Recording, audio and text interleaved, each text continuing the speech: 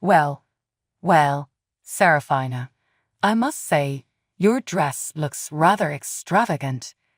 Did you really have to overspend on something so unnecessary? Marcel, it's my wedding day, and I wanted to feel special. I would hope that my mother-in-law would be supportive of me. Well, I am supportive. I just hope that you're not bankrupting my son with your excessive spending.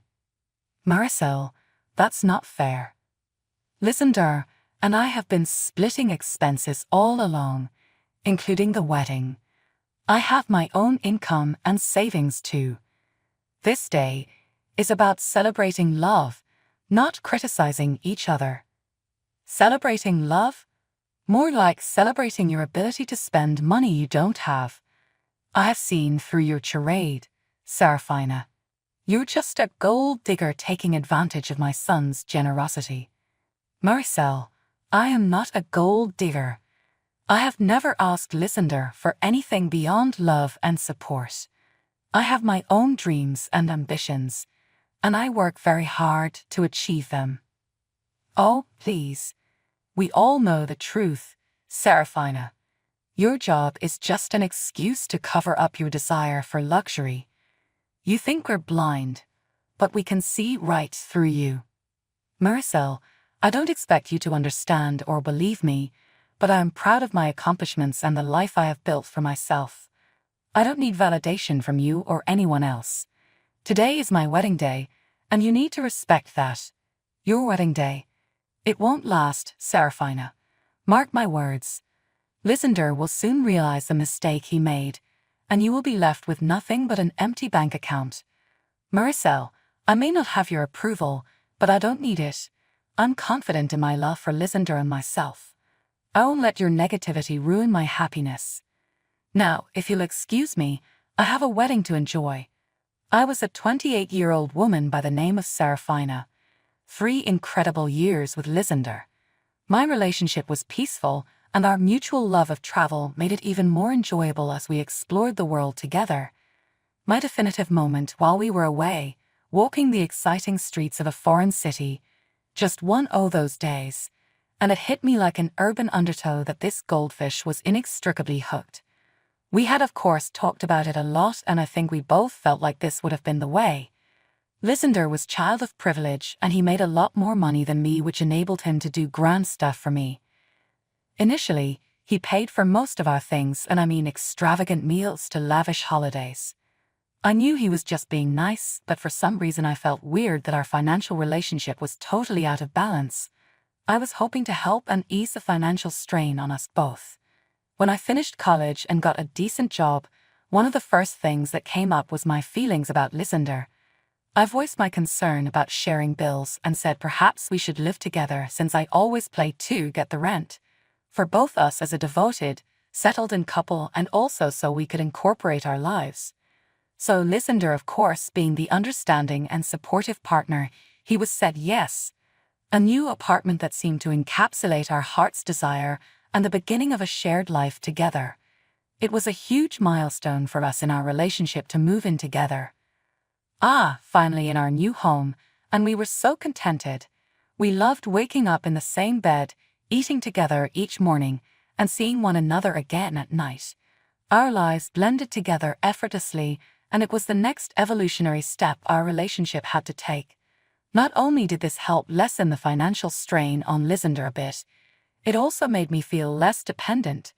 Our bills, rent and grocery expenses were shared 50-50, which helped create an even dynamic. We set budgets with each other, saved together, and saved towards our end goals, whether that be a holiday or potentially money to put down payment on a house. This was a shared effort which brought us closer as a couple and helped us both grow. And we were doing so well, in some planning to meet Lysander's parents for the first time. Like a storybook countdown, and I was so stoked about this, but there is also many unexpected moments approach to life. Lysander had warned us that his parents, Valeria and Thorn, were judgmental. He was right. I could sense a flicker of trepidation as we sat down for dinner in their grand home. It was a fancy place, but there seemed to be an apprehending atmosphere. Valeria looked at me awkwardly, and Thorn was aloof, indifferent. These people had deep doubts about me. The curmudgeons slowly let their displeasure seep out over the course of the evening. Seraphina, how did you and Lysander meet? We met at a party through mutual friends, actually. We instantly hit it off. Interesting. And how long have you been dating? It's been 3 years now. We have an incredible time together. Wackness, allow me to be frank with you. Across the table, a shrieking voice replied, "This is why you are with him, right? For his money?" What? Oh, no, not at all. We share love to craft our relationship the first time I used my laptop, and as usual, made a mess of what to me was big money never ever in my life, aha. You have watched as Lysander lavished you with gifts and trips. It's hard not to wonder. Nice guy, but the uneven money flowing makes it weird. This is also the reason why we agreed to share expenses fair between us. Splitting expenses. That's surprising. I realized it looking back on my life. Well, after college and work, wanted to give something. It seems to be a fair split of financial responsibilities for two individuals who planned on spending the rest of their lives together. Do you really pay the price that should be paid? You spending on makeup and facial care, we have seen. Is Lysander funding that? Nah, anything like cosmetics, I buy that myself. I want to be the person who knows about money and has a little bit of knowledge. Who are you to be skeptical? Seraphina said with a wry smile. We want the best for Lysander. Believe me, I get it. Just know that my heart is in the right place. Lysander, if you are reading, I love you for who you are, not your pockets. Oh my Gomez, you guys are a break. Well, we only wish you make the right decision. We'll have to wait and see, won't we? Give me a chance to prove it. I actually like Lysander and need to construct a loving equal partnership with him. It's fine, babe. They just fear for me. No hard feelings. They'll come around. We'll see, Seraphina. We'll see. They were suggesting that I was only dating Lysander for his money, that a judgment from somebody who I had previously not even considered would ever judge me could cut so deep, was shocking. And to make it even worse, the response from Lysander. He laughed at what they said and convinced them it was not all that serious instead of protecting me. Valeria and Thorn had judged me the rest of the night. They harped on my Sinkai way of spending, especially when it comes to makeup and skincare, because they thought Lysander was paying for all of these pamperings and used them to prove that I must be some sort of gold digger.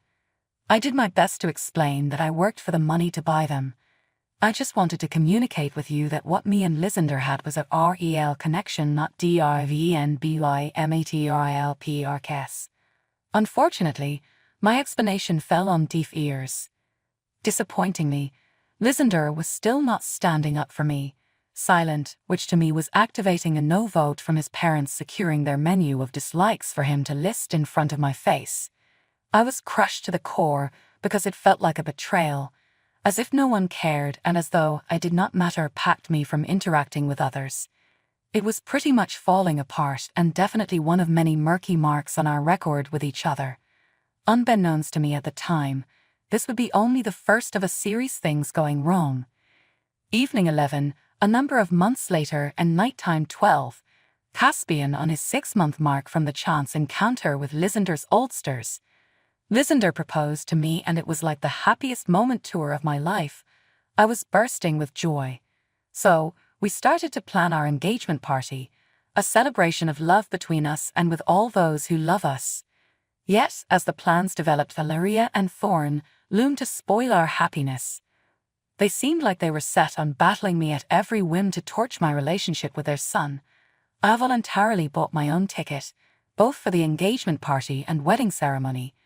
I wanted to hold my weight and showed these people I am independent. A part of that was wanting to prove to everyone, even Lysander's parents, including myself, I think what with my own fear surrounding entering into the agreement, searching for assurance within it somehow. However, Lysander's parents weren't the only people that thought I was in it for free money. This is what my whole family thought as well. In their eyes, I lived off of Lysander and that literal fact became a heavy weight on my heart beside the emotional sorrow. My mother could see that the stress of my planning was weighing heavily on me as, for what must have been the first time to her awareness, I felt sad. She could see how I was becoming exhausted with all the misunderstandings. With a touch of Mom's wisdom, she said I needed to sit down and talk with Lysander.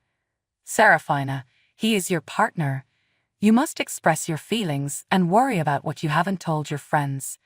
Tell him the burden you are carrying and let him try to understand. These words stuck with me. I knew it was finally time to talk about my own complicated sexual history with Lysander in a more truthful way. I wanted him to empathize with how his parents' judgments were affecting me, and I was desperate for some support. So, I poured my heart out to Lysander. I articulated what effect that continual negativity was having on me emotionally. I talked about how I wanted us to present a unified front and confront the doubts and judgments of others as one united unit. Lysander was patient and squeezed my hand. Lysander wrote them off as jokes and they were gentle, however their intentions leveled against me in a fury. He told me he loved me and that his allegiance was to be with, not how his parents felt. Despite the comfort that his words offered, they provided a certain amount of doubt as well, and made me feel even more isolated. Yet it felt incomplete. Further down the path of wedding planning, Maricel and Thorne continued to take control at every opportunity, which only served to add stress. They now critiqued everything during the preparation process. Is there something terribly wrong with my decision or spending so much on the wedding? I began to feel so lost and helpless that I allowed myself to actually question my own self-worth because of the consistent negativity from his parents. I wanted them to feel good about me and acknowledge the positive light that Lysander and I had, but nothing was working. The air was thick with tension the day of the wedding. About my dress and makeup, Valeria quickly offered a cutting comment. My Seraphina, you are absolutely resplendent in that gown. Seriously, you spent too much on this thing, so dumb. Maricel, this is my wedding day, and I wanted to be honored, which I would wish my mother-in-law to be supportive of me. Well, I am supportive. I pray this child appeal is all the cash my son required to be upright. Maricel, that's not fair. The wedding costs have been divided from the beginning between Lysander and I. I have income of my own and savings as well. We are supposed to celebrate love today, not tear each other down. Celebrating love? Kind of like congratulating on your money-spending prowess. You can't fool me anymore, Seraphina. You are after the gold because you cannot get it any other way than through my son. Maricel, I ain't no gold digger. I have envy or asked Lysander for anything other than love and to hold me up when I feel weak. Also, I have my dreams and ambitions. For this purposes, as in fact does not seem surprising to me with such music, I tried very hard. Oh, please. We know the truth, Seraphina, it's more of an excuse to hide your luxury. You believe us to be blind, though but shadows we see. Maricel, I do not ask you to truly understand or believe me when I say that my life is of value. What I was doing with my life and you or anybody else need not to validate that for me. You should be celebrating that I got married today. Your wedding day. It won't last, Seraphina. Mark my words. Lysander will see his errors sooner than later, and in the end you won't have anything to show for but an account balance at zero. Maricel, I may not have your blessing, but you know what? Because I really love Lysander and me. Your toxic attitude will not disrupt my positivity. Well, I hope you will excuse me, have a wedding to enjoy.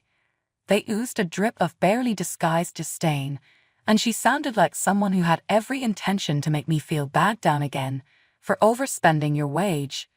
That was the final straw for me, and I found my voice. I wouldn't be limited by their beliefs and stood up for my independence, as well as the freedom of speech. Valeria was momentarily speechless. It was a small win, a time when I demanded respect for myself. Innocent was my ignorance, soon to perish. I clearly hit a nerve because Valeria only ever got increasingly more threatening in the soon-to-be. Valeria pulled me to the dance floor, And then she started yelling for all of them about how their guest is there. She blabbed to the world that I had said we could each pay for our half of the wedding. She moved on to ask Lysander a question. Lysander, are you telling me that don't have enough to take care of your bride? What's happening, son? The manner in which she worded it was quite malicious. All his rich friends were there, and she knew they had started snickering at Lysander for marrying somebody who came from the WRNGSIDEOFTHETRACS. Now, everyone was looking intimidatingly at Lysander for the answer. I silently prayed he would come to our defense, owning what we had jointly contributed and the partnership shared.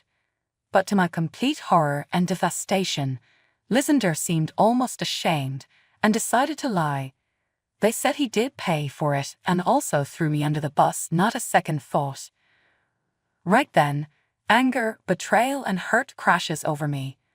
I definitely felt like the happy moments we have experienced and all our promises became a deception right in front of my eyes.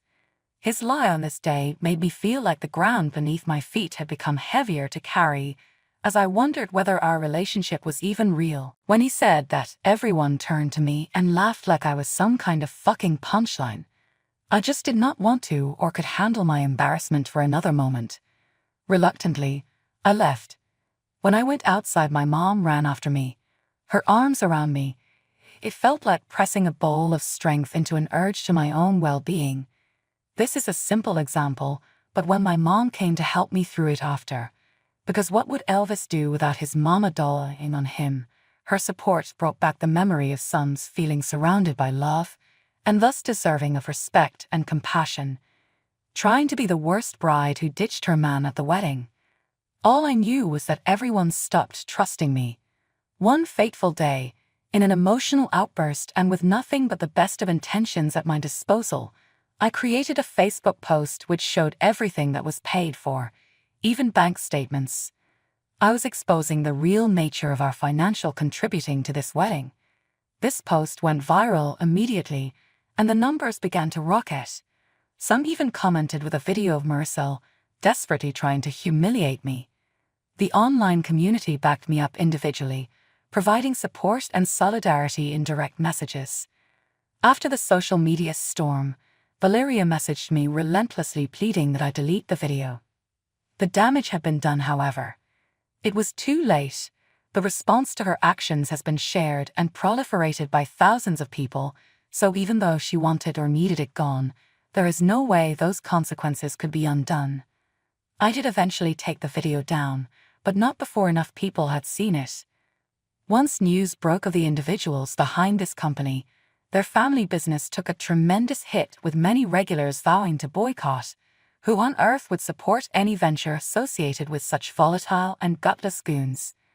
The subsequent public rebuff of their deeds resulted in heavy subscription losses and the company going under within a few months. Lysander, for example, and then some, never apologized.